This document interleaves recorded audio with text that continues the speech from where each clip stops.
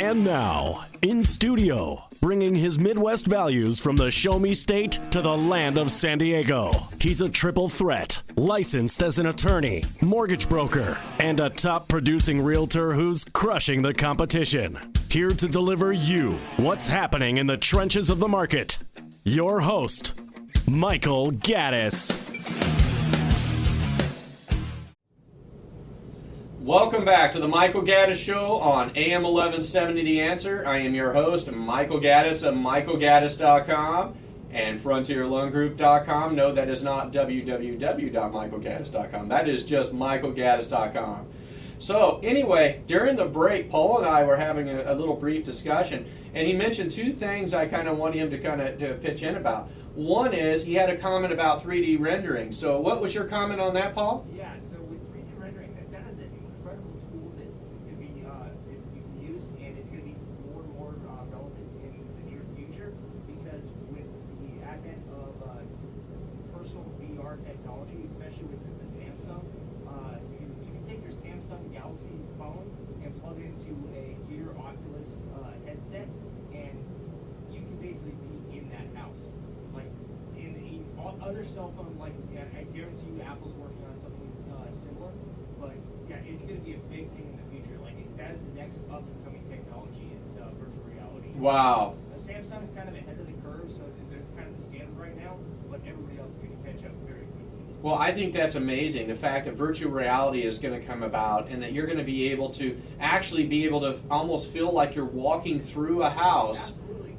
In fact, the Pittsburgh Steelers were using it. They signed a quarterback when Ben Roethlisberger went down, and they had some VR footage, and their quarterback possibly could have played like a couple of days later. So he's in his hotel room running through plays on his virtual reality headset. Like, I mean, that's the future.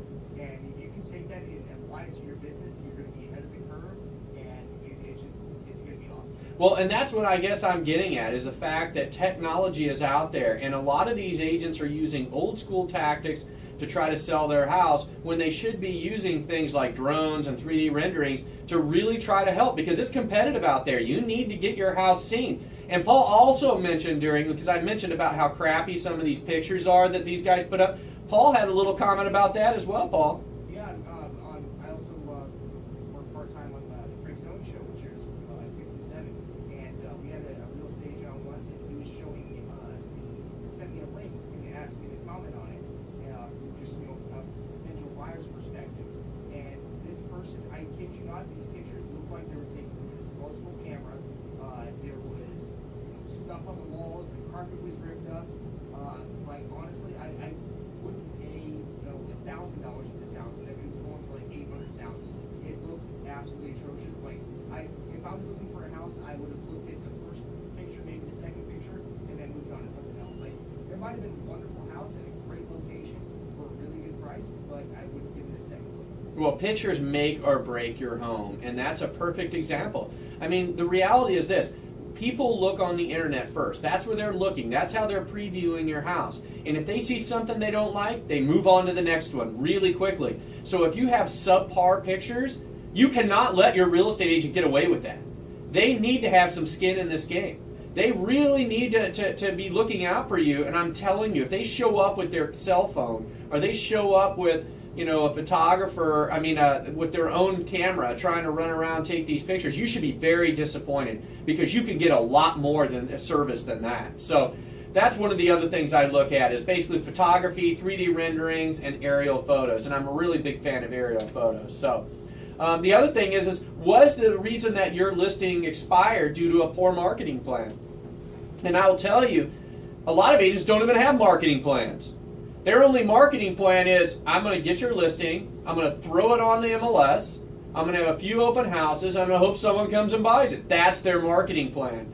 And if they tell you that, then you should run away as fast as you can. Or they might even throw in there and say, well, it's going to be put on Trulia and Zillow. Everyone's is put on Trulia and Zillow. Every listing is put on there. That's nothing special. They didn't do anything out of the ordinary for that. Don't fall for that. Make them show you what their marketing plan is. What are they going to do?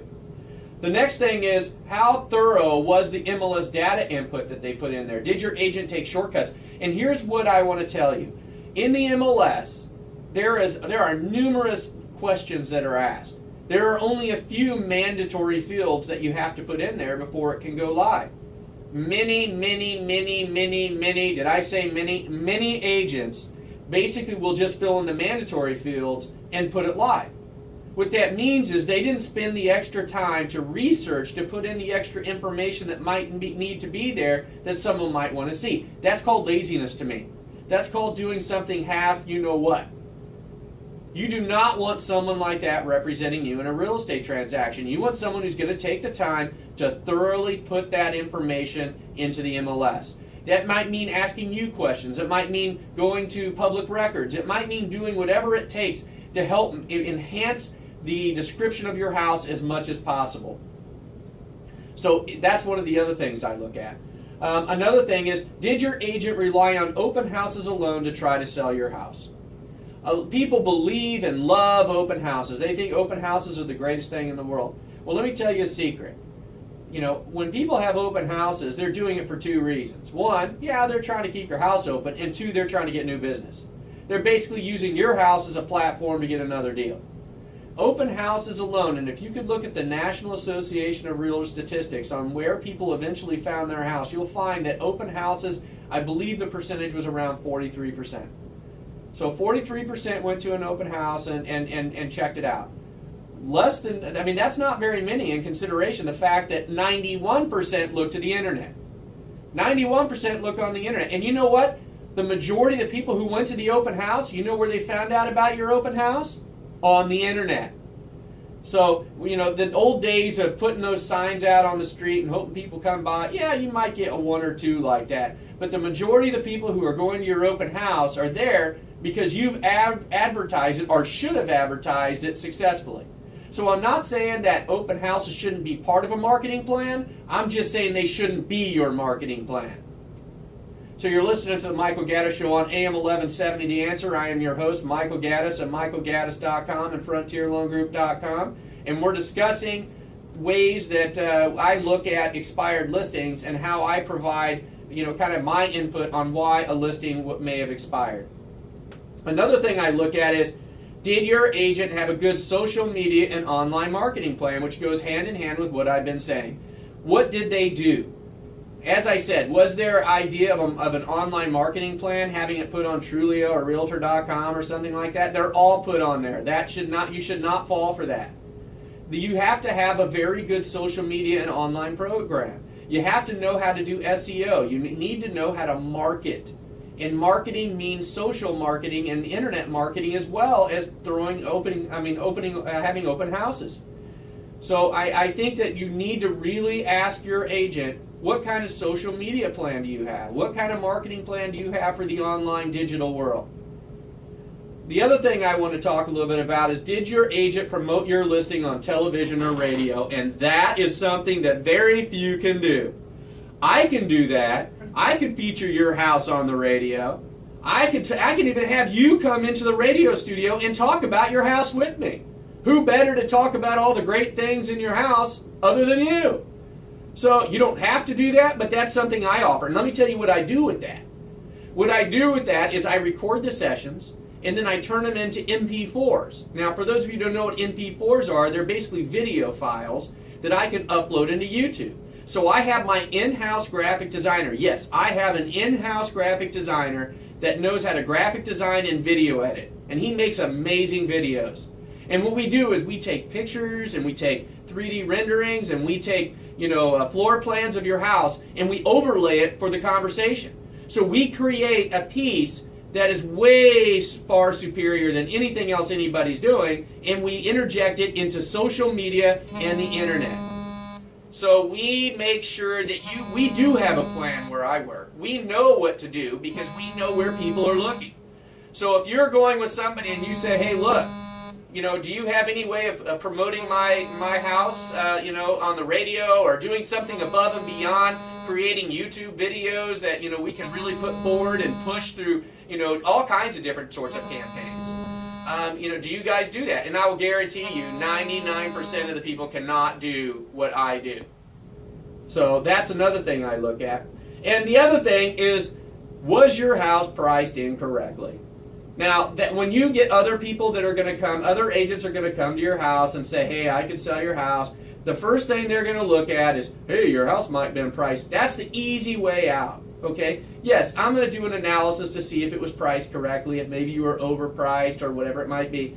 But that's not the only reason your house didn't sell. But a lot of agents will tell you, oh, you had it overpriced, and if we just lowered the price down, maybe we could do it.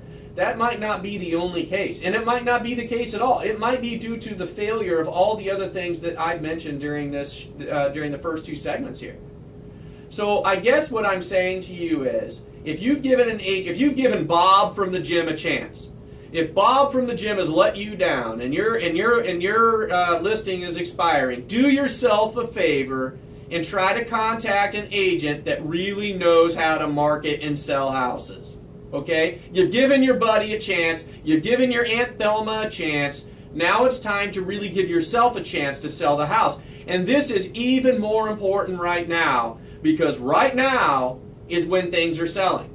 It's going to start heating up right now. The winter time is over. We're getting into spring and early summer. This is the hot season of real estate. Don't let yourself get caught up in another listing that's going to be a deadbeat listing, and when you're going to miss the prime time of the selling season. You really need to think about this. You got to get away from that relationship mentality when it comes to real estate professionals. When you're going to lawyers, or you're going to even mortgage brokers, when you do anything else, you research, you try to find the right person, but for some reason with real estate agents, it's just your buddy or your family member, or maybe your friend from work that does it part-time. I do not understand that at all, because you are dealing with the largest asset that you own. Why in the world are you letting people who should not really be marketing your house do it? I don't get it. Maybe I'm just an unusual kind of guy, but I do not understand why you would let that happen. If I had $1 million house, believe me, I would probably be interviewing 3 or 4 people. I'd say, what can you do for me? What can you do for me? And what can you do for me? I'd find out which one I like the best, and I'd go with them. I'm not just going to go with, as I said, Bob or Aunt Thelma. I'm not going to do it. Because the other thing you need to keep in mind is stay away from family and friends when you're doing business, because that's going to end up being a nightmare. Trust me. They call me all the time on my law firm. They call me all the time telling about, well, my best friend Carol, she was representing me, and now we're not friends anymore, and we're having a fight, and she's not doing what she's supposed to be. I hear that all the time. So do yourself a favor. Stay away from family and friends. Get a forensic analysis of your expired listing. Find out why it didn't sell, and then create a marketing plan that is a real plan that has plans in both the terrestrial and digital world to try to sell your house. Well, after the break, we're going to switch gears a little bit. We're going to move over and talk a little bit about one of my favorite topics, as you know, reverse mortgages. You're listening to the Michael Gaddis Show on AM 1170, The Answer.